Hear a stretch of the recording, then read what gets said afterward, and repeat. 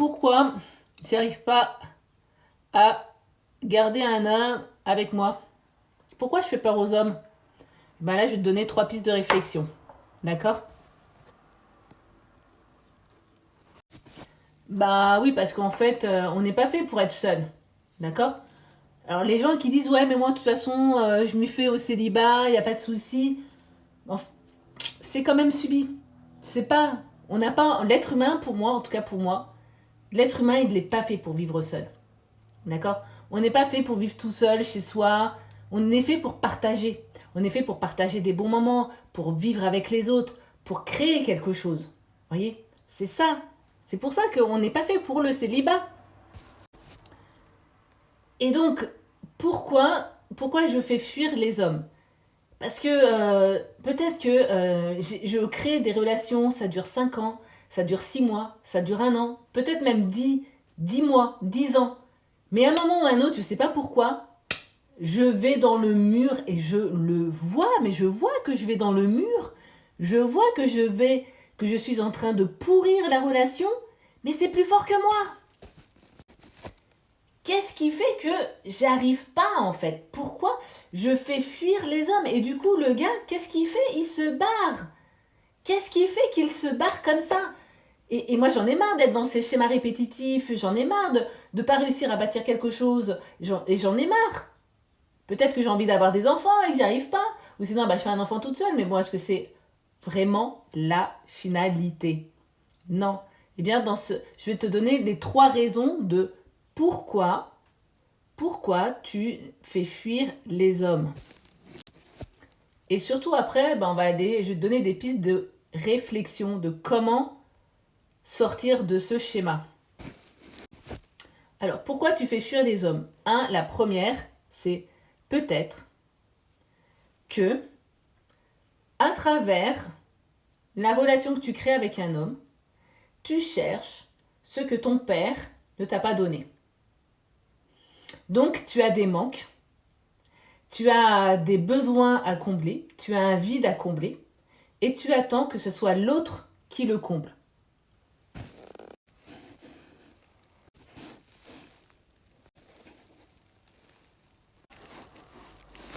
Donc, du coup, bah, le gars, il se barre, tout simplement, parce qu'il se dit, moi, je veux pas d'une princesse dans ma vie.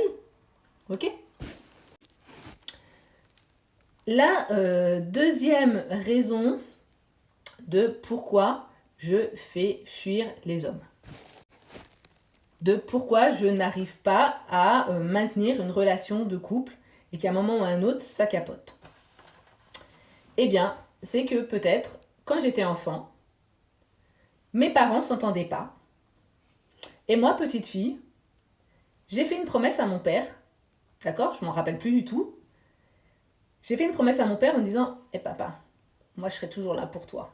T'as vu maman, elle arrive pas à être là présente pour toi, mais regarde papa, moi je suis toujours là pour toi parce que je veux que tu m'aimes. Tu vois, moi je t'aime aussi tellement fort et je veux tellement que tu m'aimes que moi je serai toujours là pour toi. Mon cœur, papa, il t'appartient.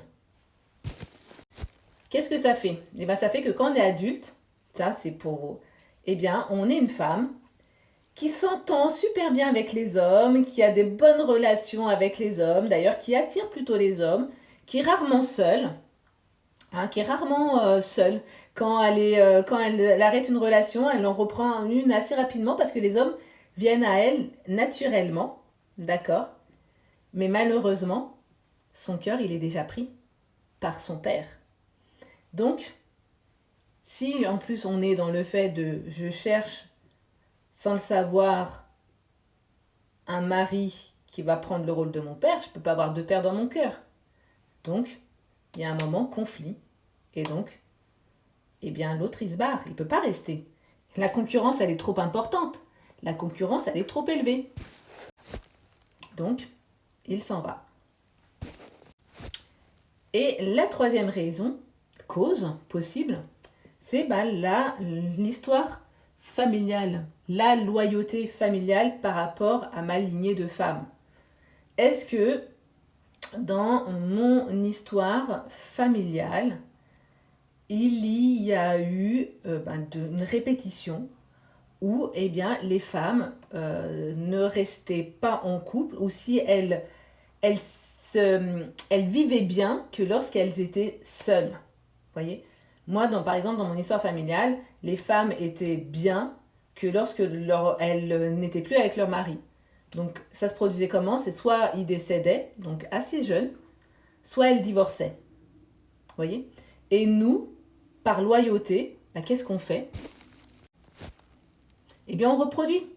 Parce que moi, je suis qui? Je suis qui pour être mieux que ces femmes-là? Et si même après, je suis heureuse dans mon couple, je vais me saboter parce que par loyauté, par appartenance à cette famille, à cette lignée de femmes, eh bien, je ne peux pas faire mieux qu'elles. Sinon, je me sens rejetée, je me sens ne plus appartenir à cette famille. Vous voyez? Donc en fait, il y a différentes façons, il y a différentes pistes de voir pourquoi je fais fuir les hommes. Et c'est pas forcément ma faute à moi de façon consciente. Ça peut être de façon vraiment invisible. Et moi, j'aime aller voir ce qui est invisible. Ce qui est invisible pour le remettre visible à l'œil nu, pour vraiment aller voir. Pas faire ce que les love coachs disent, bah voilà, tu vas te comporter comme ci, tu vas faire ci, tu vas faire ça, tu vas aimer ton corps. C'est bien aimer son corps. Ou se dire, bah moi je veux un homme qui fasse ça, ça, ça. Mais dire, moi je veux un homme qui fasse ça, ça, ça, c'est répondre à un manque qu'on n'a pas en soi. D'accord? Donc déjà, comment je fais pour vraiment arrêter de faire peur aux hommes? Et d'ailleurs, je suis qui pour vous dire ça? C'est que je suis coach et psychopraticienne, spécialiste de la gestion des émotions, ok? Et c'est surtout que je suis en couple depuis 31 ans, d'accord, avec le même homme. Donc ça, si ça valide pas, et ça n'a pas toujours été un long fleuve tranquille, ok? Et aujourd'hui, on vit super bien. Donc, la première des choses, c'est tu apprends à t'aimer. Tout ce que tu demandes à ton mec, tu te le donnes à toi-même. Tout ce que tu demandes, tout ce que tu veux que ton gars fasse, regarde si toi tu le fais déjà pour toi. Oui, je veux qu'il soit plus doux. Est-ce que tu t'apportes de la douceur? Oui, je veux qu'il soit plus gentil. Est-ce que tu t'apportes de la gentillesse? Oui, je veux qu'il m'offre des fleurs. Est-ce que tu t'offres des fleurs? L'autre, il n'est que ton miroir. Donc, tout ce qui t'énerve chez lui, c'est ce qui est en toi. Donc, va d'abord guérir ce qui est en toi. La deuxième chose, c'est définis ce que tu veux vivre. Qu'est-ce que tu veux vivre vraiment dans ton couple? Comment tu veux te sentir?